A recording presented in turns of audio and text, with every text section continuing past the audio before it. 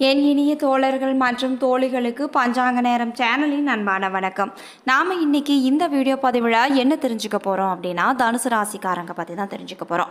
அதாவது அமைதியுடனும் சாந்தமாக பேசும் குணமுடைய தனுசு ராசி அன்பருக்கு வருகின்ற இந்த அமாவாசையை முன்னிட்டு அடுத்து வரக்கூடிய நாட்கள் எப்படிப்பட்ட மாற்றத்தை எல்லாம் தரப்போகிறது, மேலும் இந்த நாட்களில் நீங்கள் எந்த விஷயத்தெல்லாம் மிகவும் கவனமாக இருக்க வேண்டும், மேலும் உங்களுடைய குடும்பம், வேலை மற்றும் தொழில் அமைப்பானது எப்படிப்பட்ட மாற்றத்தை எல்லாம் சந்திக்க போகிறது என்று தொடர்ந்து இந்த பதிவின் மூலமாக தெரிஞ்சுக்க போகிறோம். ஸோ இந்த வீடியோ பதிவாக நீங்கள் ஸ்கிப் பண்ணாமல் பாருங்கள்.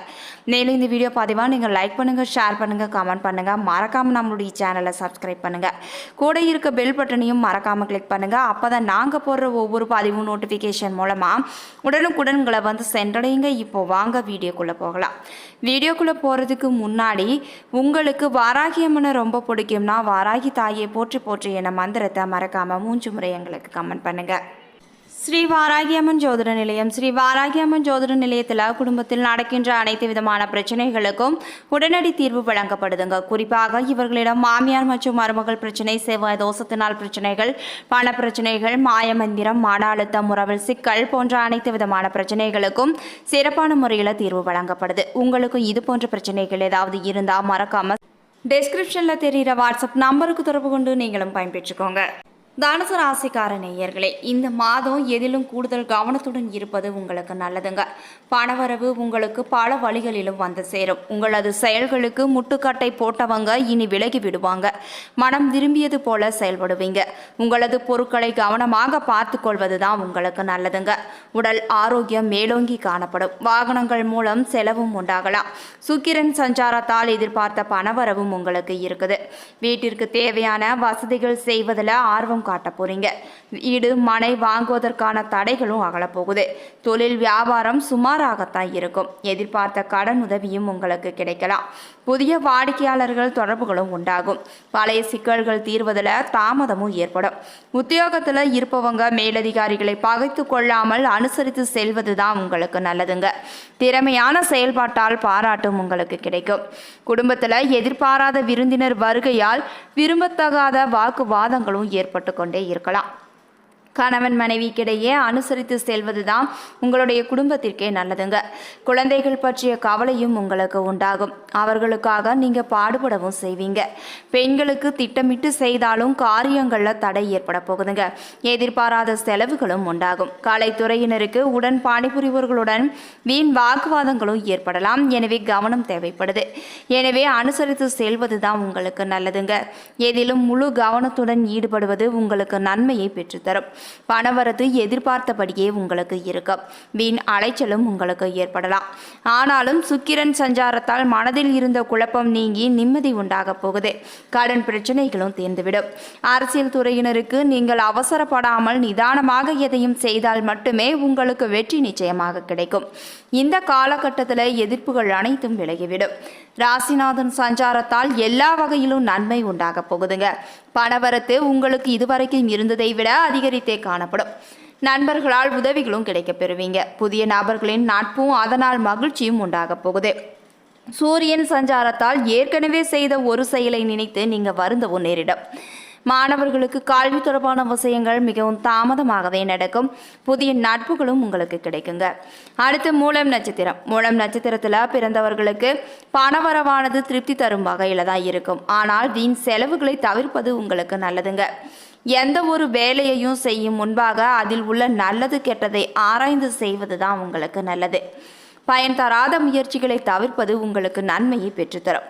அடுத்து பூராடம் நட்சத்திரம். பூராடம் நட்சத்திரத்தில் பிறந்தவர்களுக்கு தொழில் வியாபாரத்தில் ஈடுபட்டு இருப்பவங்க மிகவும் சாமர்த்தியமாக செயல்படுவது நன்மையை தரும்.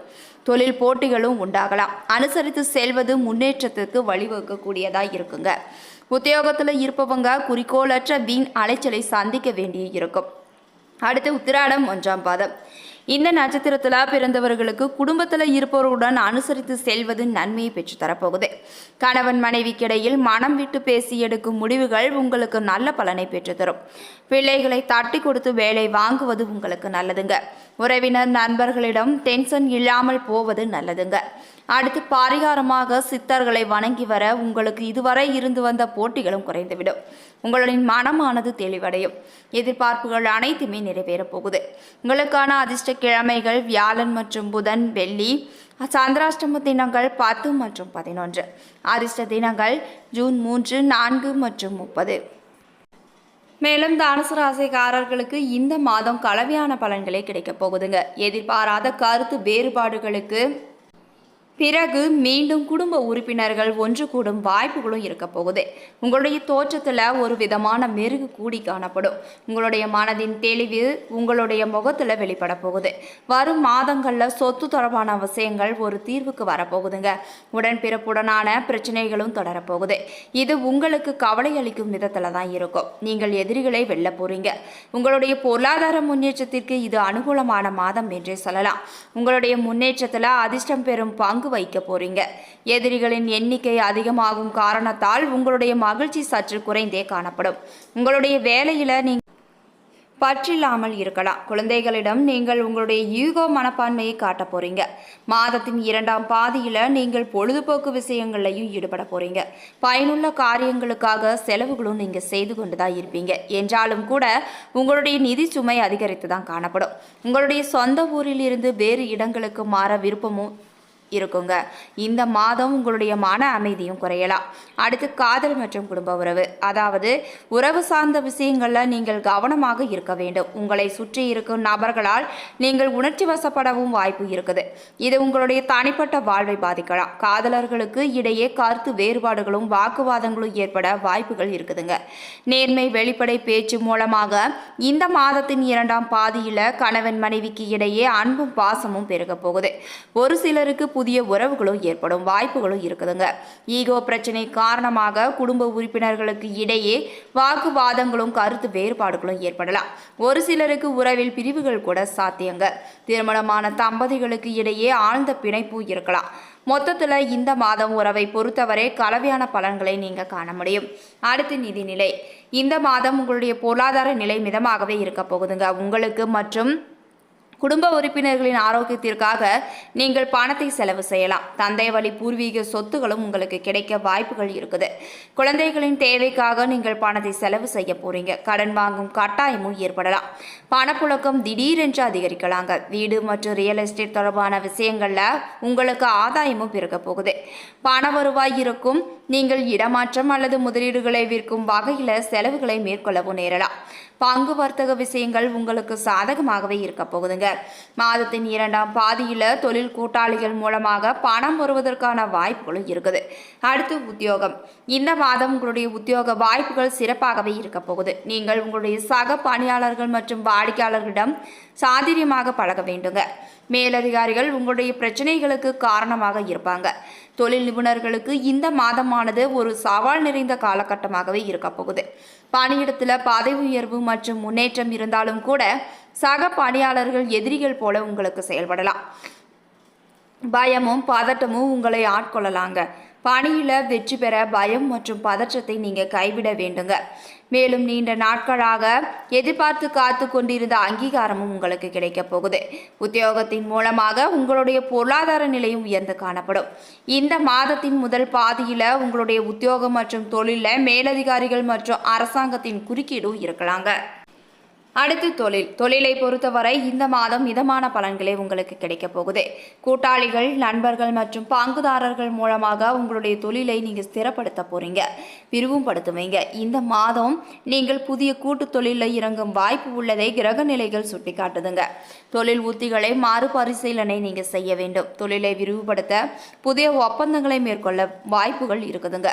தொழிலில் காணப்படும் சவால்கள் தற்காலிகமாக பயத்தையும் பதட்டத்தையும் அளிக்கக்கூடியதாக இருக்கும். அரசு அதிகாரிகள் மூலமாக சிக்கல்கள் மற்றும் வழக்கு பிரச்சனைகளை சந்திக்கும் வாய்ப்புகளும் இருக்குது.